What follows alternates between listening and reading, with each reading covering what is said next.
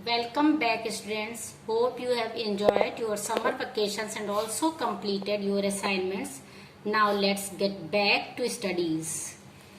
बच्चों, हम लोग ने जब लास्ट क्लास लिया था समर वेकेशन से पहले, तब हम लोग पत्र पढ़ रहे थे।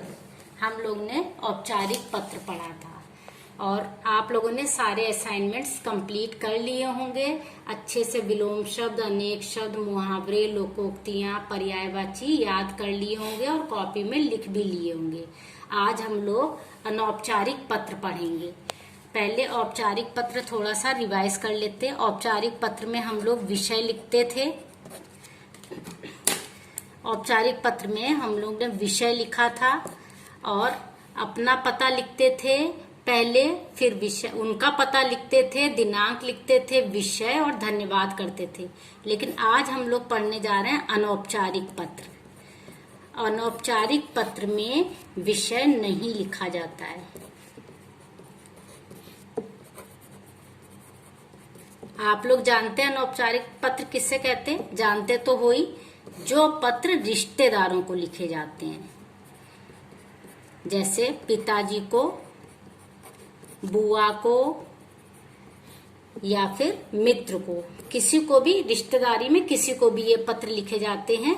इन पत्र का इस तरह के पत्रों का मैं फॉर्मेट आपको बता देती हूँ, फिर पत्र समझाऊंगी। इसमें सबसे पहले आपको अपना पता लिखना होता है। अपना पता सबसे पहले लिखोगे। इसमें जिसको हम पत्र लिखते हैं उसका पता नहीं लिखते। इसके बाद हमको दिनांक लिखनी होगी। यहाँ पे अपना पता लिखने के बाद दिनांक लिखेंगे। फिर हम जिसको पत्र लिख रहे हैं उसको संबोधन करेंगे उसका, यानी किसको पत्र लिखा। मान लो पिताजी को पत्र लिखा है तो संबोधन में आदरणीय पिताजी लिख देंगे।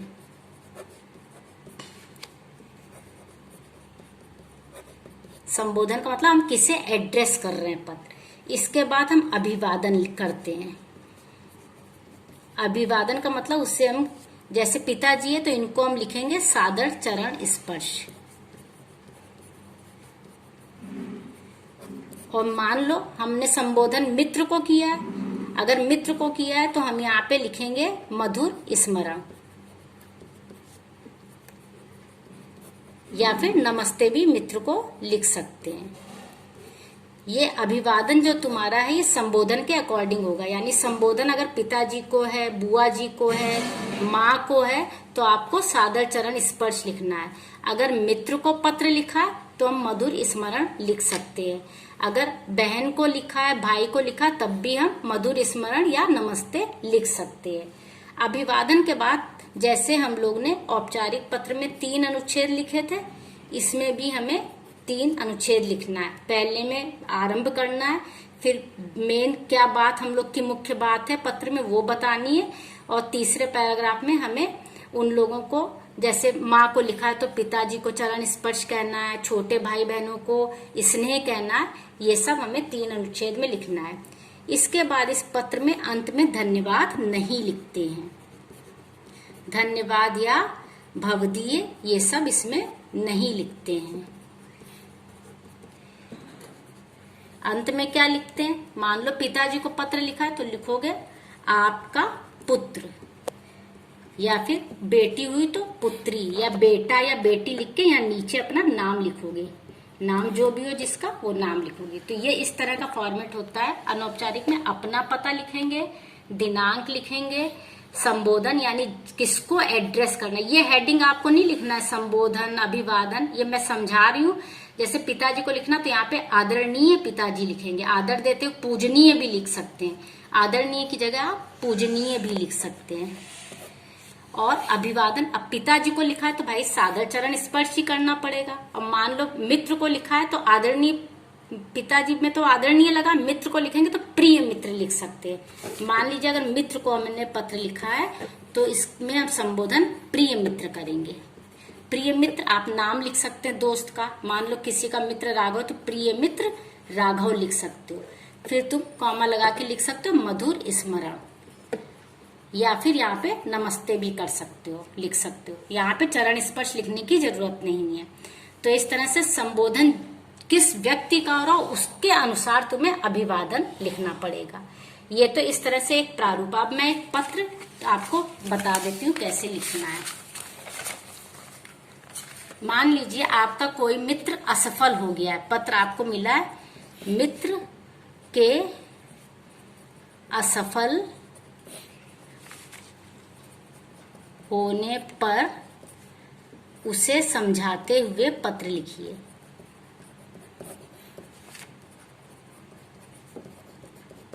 ठीक, अब यहाँ पे आपको अपना पता लिखना है। पता वैसे ही लिखना है जैसा औपचारिक पत्रों में बताया था, लाइन पे लिखना आपको। मान लीजिए आपका पता है 20 सिविल लाइंस,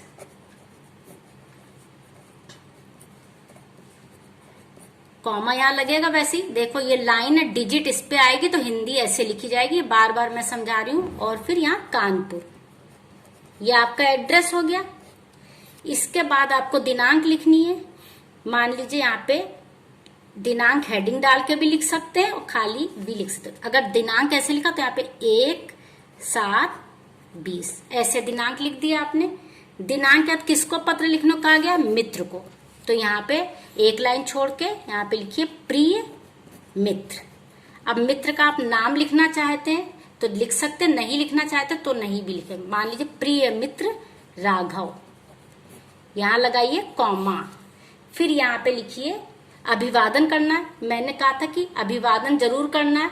एड्रेस कर दिया, संबोधन कर दिया। संबोधन किसे किया? जिसको पत्र लिखने को मिला है, मित्र को लिखने को मिला, इसलिए प्रिय मित्र राघव।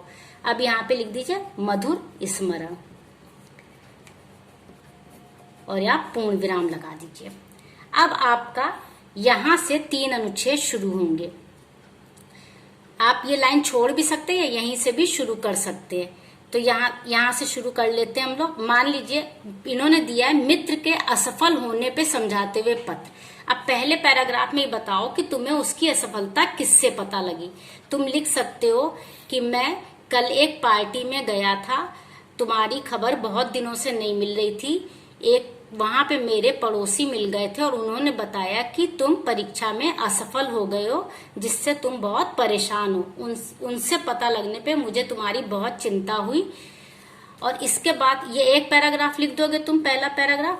और वही बात आएगी कि अगर पहले पैराग्राफ की लाइन यहाँ खत्म होती है, पूरी लाइन पे जाके ये लाइन भी चली, ये भी चली, पूरी खत्म हुई, तो ये लाइन छोड़ दोगे। सेकंड पैरा यहाँ से शुरू होगा। और मान लो आधी पे खत्म हो रही है तो सेकंड पैरा यहीं से शुरू हो जाएगा। अब सेकंड पैरा में तुम उसे समझाते हुए लिखो कि असफलता ही सफलता की कुंजी है।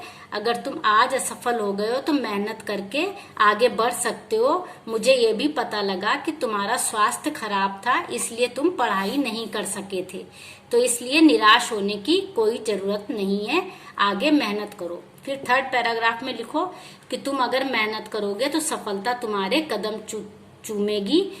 तुम हमेशा से टॉपर रहे हो, हमेशा से अव्वल आते रहे हो, लेकिन स्वास्थ्य खराब होने की वजह से परिश्रम नहीं कर पाए, इसलिए असफल हो गए। और अपनी माताजी और पिताजी को मेरा चरण स्पर्श बोलना। इस तरह ये पत्र लिख के खत्म करोगे और नीचे यहाँ पे अंत करोगे, तुम्हारा मित्र लिखोगे, तुम्हारा मित्र। और जो तुम्हारा नाम है वो लिख सकते हो यहाँ पे। मान लो तुम्हारा नाम राम है तो तुम्हारा मित्र राम। इस तरह से तुम ये पत्र लिख सकते हो। ये अनौपचारिक पत्र है। फॉर्मेट में अगर आपने डेट गलत डाली तो उसके अंक कट सकते हैं। और अगर ये अभिवादन नहीं लिखा, मधुर स्मरण नहीं लिखा, या पिताजी को पत्र लिखा है तो सादर चरण स्पर्श नहीं लिखा, तो इसके भी अंक कट जाते हैं। और नीचे तुम्हारा मित्र ये जरूर लिखना। अगर पिताजी को लिख रहे हो तो आपका बेटा, बुआ को लिख रहे हो तो आपका भतीजा या भतीजी। इस तरह से आपको ये पूरा लिखना है और 3 पैराग्राफ जरूर लिखने हैं। एक बात मैंने औपचारिक पत्र में बताई थी कि 120 शब्द पत्र में होने चाहिए, क्योंकि आईसीएसई बोर्ड में 120 शब्द मांगे जाते हैं। 3 अनुच्छेद में 5-10 कम या ज्यादा चल सकते हैं, लेकिन 120 शब्द आपको लिखने हैं। यह आपका आज अनौपचारिक पत्र का प्रारूप भी मैंने बता दिया है। असाइनमेंट में मैं एक अनौपचारिक पत्र लिखने को दे रही हूँ, वो आप लिख लीजिएगा। Thank you.